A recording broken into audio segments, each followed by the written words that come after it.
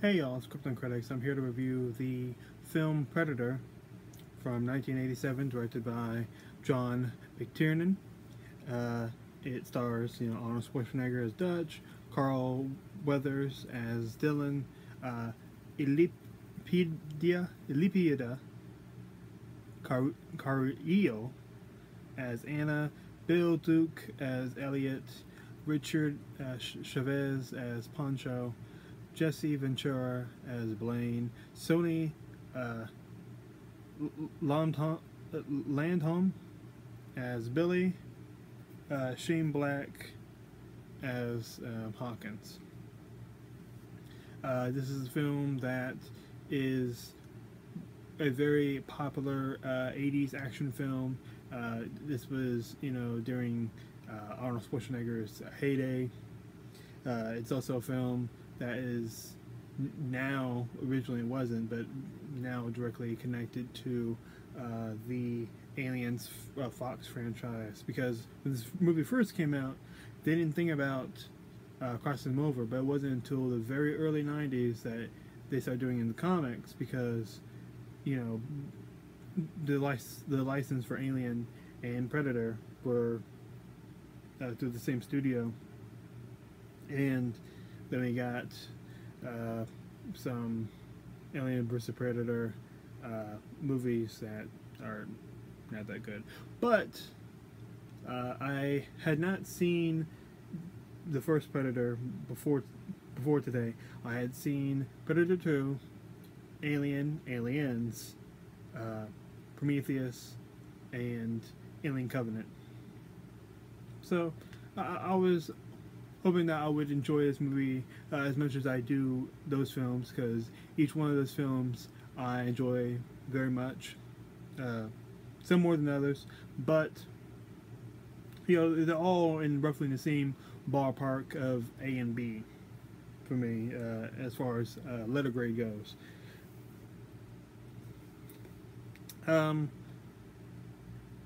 There were a lot of parts of this movie that I really enjoy, and there's a lot of parts in this movie that I just was not feeling, or it would take me out of the film while I'm trying to enjoy it. Like, for me, probably the best thing in this movie is the soundtrack by Alan Silvestri. He also did the soundtrack for Back to the Future. He's amazing. His music lends so well to making tension. Sometimes a little bit of the dun, is abused, but that's just in translation of trying to hype it up, and sometimes it doesn't work for me.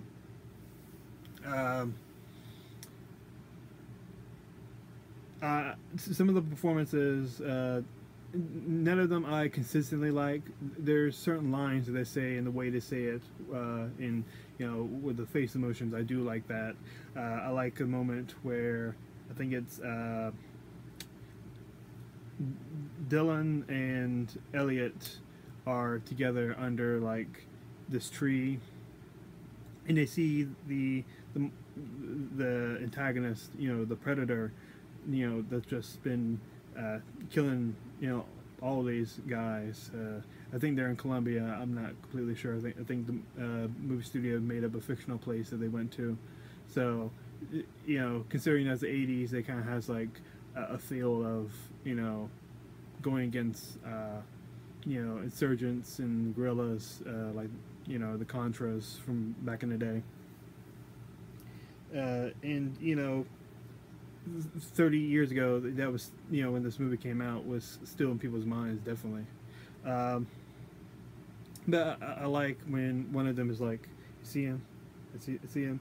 Because Predator can turn basically invisible, but you can see like lines around him, like soft outlines. You can see, much like glass, he'll bend whatever's behind him with, I guess it's refraction or something like that. But I really like that scene.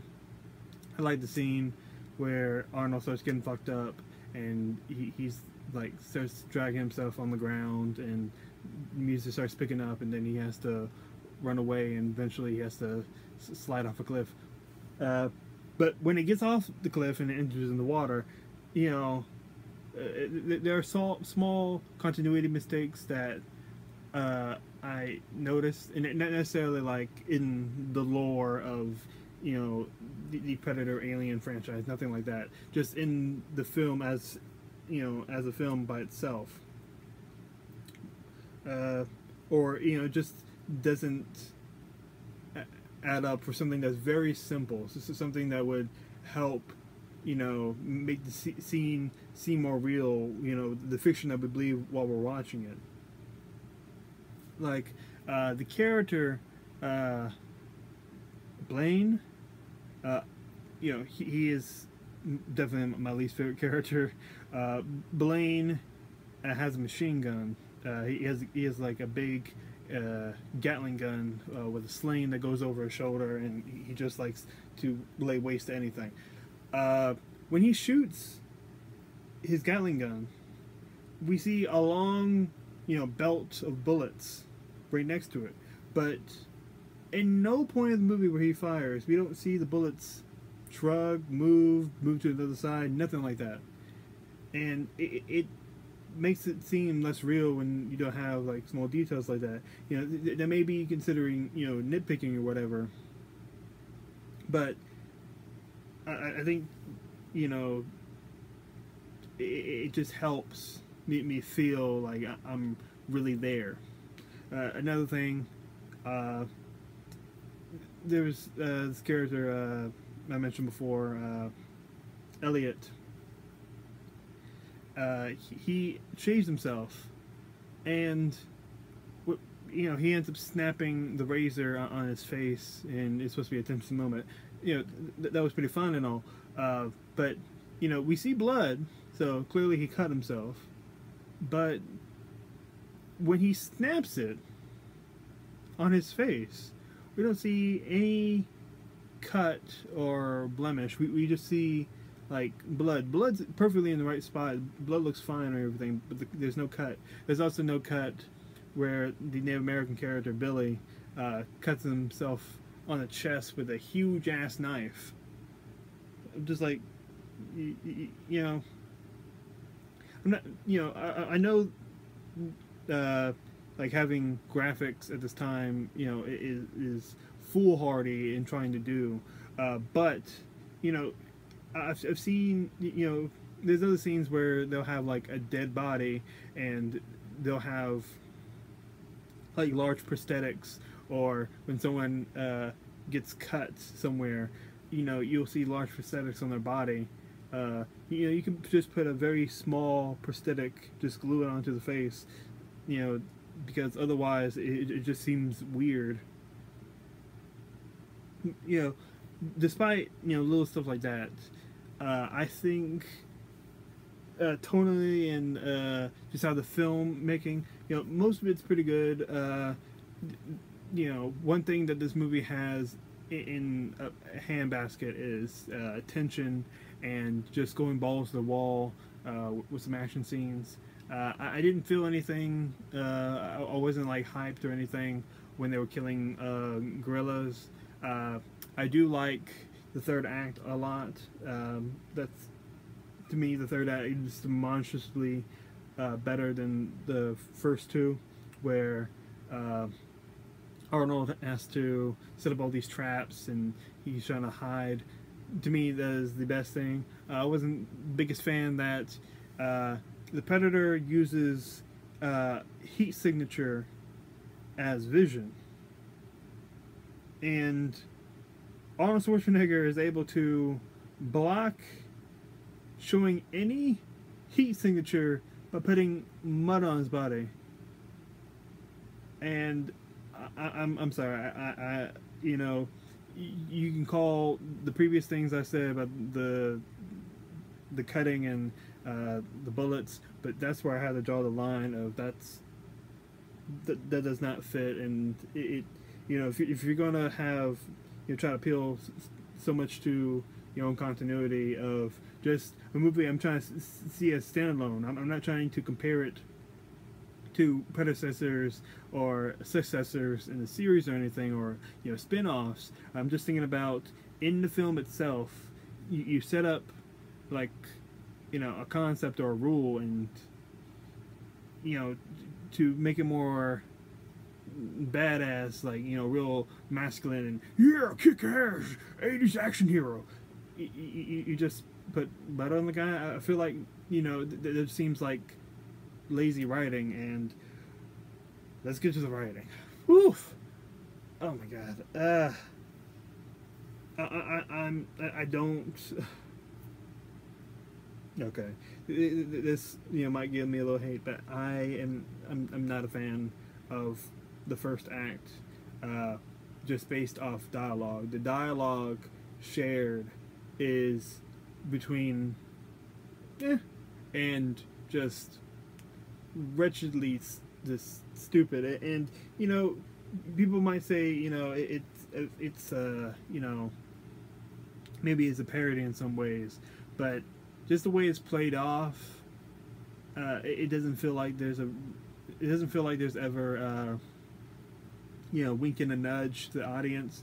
So while I'm watching it, it just feels like, wow, they really thought this was just amazing, well written lines, and they're played off, in not the best way possible. I don't think so. Like the whole joke from the character Hawkins about his girlfriend's large vagina, I wasn't feeling that joke.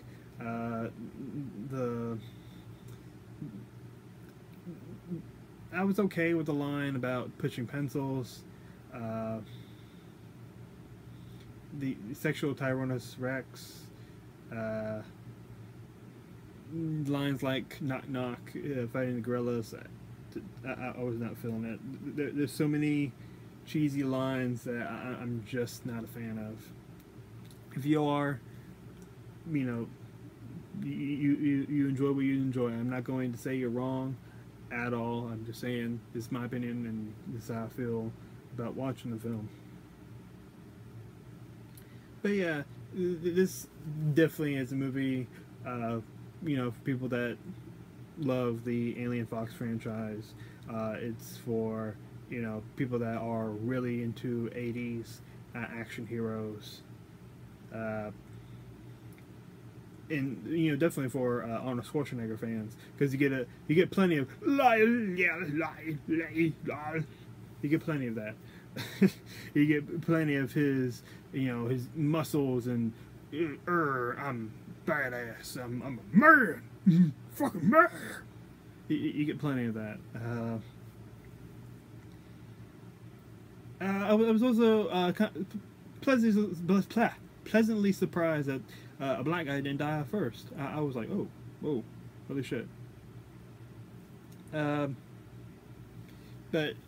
the poncho was kind of fun. I guess, what was it? Billy went out pretty badass way, but once again, I know fucking nothing about these characters. Nothing. The script doesn't provide me anything to have sympathy for them other than we're following them. Like, when they're in trouble, if we don't have any attachment to these characters, like, we're only supposed to feel for them just because they told a few corny jokes. And, as much as, you're saying that they're buddies and, wartime buddies and whatever, I just don't feel it. I don't feel a real camaraderie between these characters. I don't feel like they have anything other than a quirk or a one-note type character. And usually I would forgive something like that. Let's say I recently saw Dunkirk. The difference with that movie is it does set up at least one or two characters that have actual like through line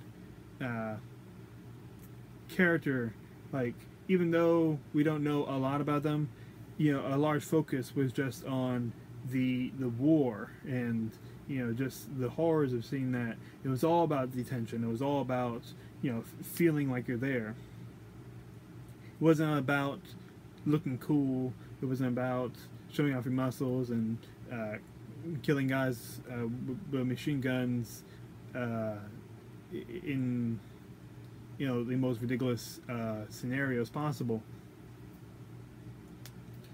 You know, this movie, you know, when it does suspense and the fun right, it does it right. But when it doesn't, it's a drag, or it takes me out of the movie. And even with Dunkirk, I wish I said I wish there was a little more to the characters. Some of them that were introduced, but there's a difference between trying to force, you know, having feelings and attachments to the characters, and when you include bad dialogue and, you know, no character development, absolutely fucking all, you know, that's the shortcoming. You know, you got to substitute it for our enjoyment in some way. I can understand people love this movie. You know, it's considered maybe to be a cult, and, you know, it you know, brought in even bigger wave to action and combining it with science fiction. So I feel like this movie does do a little more right than it does wrong, but that doesn't mean I'm not going to give it a C plus. I know you're gonna hate me, but that's just my opinion. I think it's been a while since I've seen it, but I think I like Predator 2 more, because I actually did remember caring about the cop characters in that film, and also the element of, you know, just the city life of, you know, the crappy area. So maybe I'll rewatch that movie, maybe I'll review it. But as for this one, give it a C plus. Tell me what you guys think. As part of the Krypton Critics, you know I love you.